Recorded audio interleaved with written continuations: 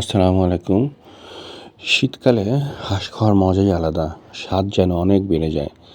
হাঁসের তেল হয় অনেক, খেতেও মজা। আমার ওয়াইফের হাঁস আবার খুব পছন্দ। তাই রান্না করলাম হাঁস ভুনা। স্বপ্নতে চলছে হাঁসের ডিসকাউন্ট, সেখান থেকেই কিনে আনলাম এই হাঁস। দেখেন কি সুন্দর হয়েছে, কালারটা দেখছেন? খুব সুন্দর কালার। একটু কষা কষা হলে হাঁসটা বেশি মজা লাগে। হাঁসে পেঁয়াজ বেশি লাগে। পেঁয়াজ কেটে কুচি করে বেরেস্তার মতো করে একটু ভেজে নিলাম। এর মধ্যে দিয়ে দিলাম গরম মশলা, দারচিনি, এলাচ, লবঙ্গ, তেজপাতা।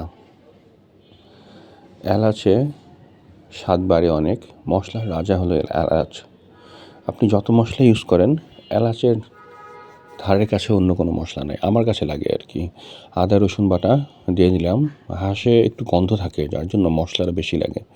আদা রসুন বাটা একটু বেশি দিতে হবে অন্যান্য তরকারি রান্না করার চেয়ে। হলুদ এবং মরিচের গুঁড়া দিয়ে দিলাম। আমরা একটু ঝাল বেশি খাই, তাই একটু বেশি ঝাল দিলাম। দিয়ে দিলাম রঙের জন্য ঝাল ছাড়া মরিচ, রঙটা সুন্দর আসবে। জিরার গুঁড়া। এখন আগে থেকে পরিষ্কার করা হাঁস দিয়ে দিচ্ছি। আসলে হাঁস খাওয়া যতটা মজা, হাঁস পরিষ্কার করা তার চেয়ে অনেক কঠিন। হাঁস বাছো, পুড়াও, তারপর আবার বাছো। হাঁস পরিষ্কার করাটা অনেক কঠিন। যদিও সব জায়গায় এখন অনেক রেডি হাঁস থাকে।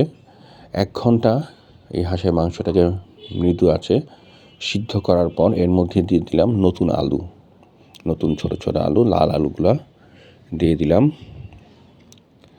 আমাদের 10 মিনিট 15 মিনিট হওয়ার পরে এর মধ্যে মরিচ দিয়ে দিচ্ছি 10-12টার মতো। আমাদের হাঁস রান্না